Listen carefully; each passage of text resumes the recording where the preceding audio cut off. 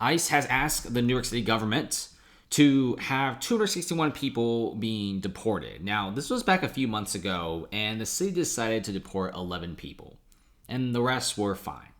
But we're seeing a lot of things changing after Trump got elected.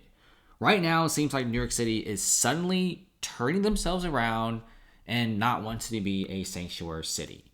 If you guys don't know the situation in New York City, it's actually insane. I mean, there's like 200,000, 300,000 migrants who has been to New York City.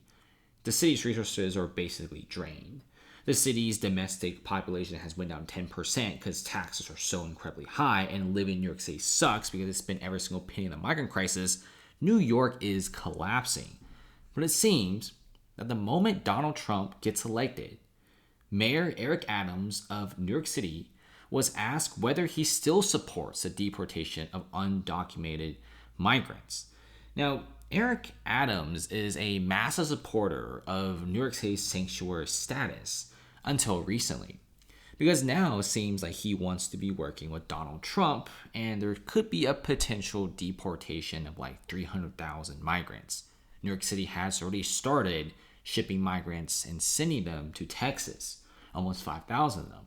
And then recently secretly sent some buses from New York City hotel shelters to the borders of Canada. New York City mayor addresses Trump deportation plan and says he'll work with them.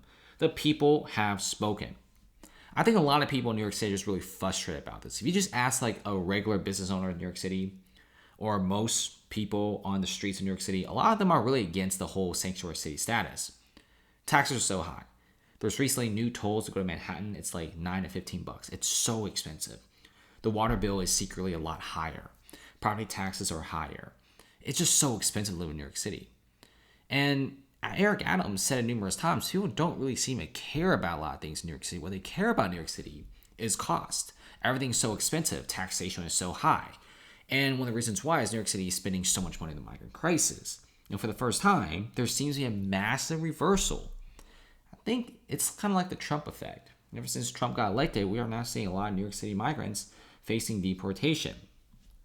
Adam Aaron, you could watch it on The View, explaining why Trump made New York a little bit redder. If you look at California, it's the same thing. Trump actually made California kind of red, like a lot more red than ever before.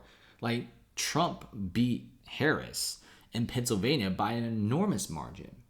The voters are not talking about like Hitler or different topics. They're talking about housing. They're talking about how expensive New York City is. And people are saying that Mayor Eric Adams of New York City may be the most reasonable Democrat right now. And his tone is also recently changing. I think when you start looking at the budget sheet and how terrible the budget sheet looks like in New York City, they're changing things up. City officials are reporting that over 700 migrants are still arriving in New York City per week. 300,000 migrants have been through New York City funded shelters and hotels. Cost of the migrant shelter is almost $6 billion per year. New York City is a very wealthy city. It's one of the richest cities in the world. The stock exchange is there. The big banks are here. The biggest insurance companies are here, basically. But when you have $6 billion per year spent on the migrant crisis, and a lot of the spending is for like really weird stuff, and very expensive hotels, and very expensive food and tents, the taxpayers in New York City are getting like destroyed. You have really high and really inflated contracts out there.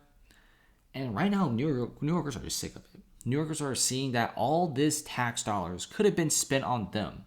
Could have been spent on new infrastructure, new parks, improving the education system, maybe actually make New York City a clean and nice place to live. Because back in 2015 and 2019, New York City was doing so well. It was like peak New York City. But then post-pandemic, they started doing the sanctuary city and the migrant crisis situation. New York City is kind of broke. $6 billion a year is really no joke. And New York City is finally waking up after Trump's win. New York City announced the Indians' controversial scheme that gave migrant families prepaid debit cards, and they're done with that. Okay, New York City seems to be halting a lot of the sanctuary city status. Let's see what happens next. Seems like New York City is running out of money. They can't keep continuing the migrant situation, and there could be an enormous reversal. And Eric Adams is changing his tone about New York City being a sanctuary city status. Many New Yorkers want to go back to the normal days when the city focuses on crime, safety, and business.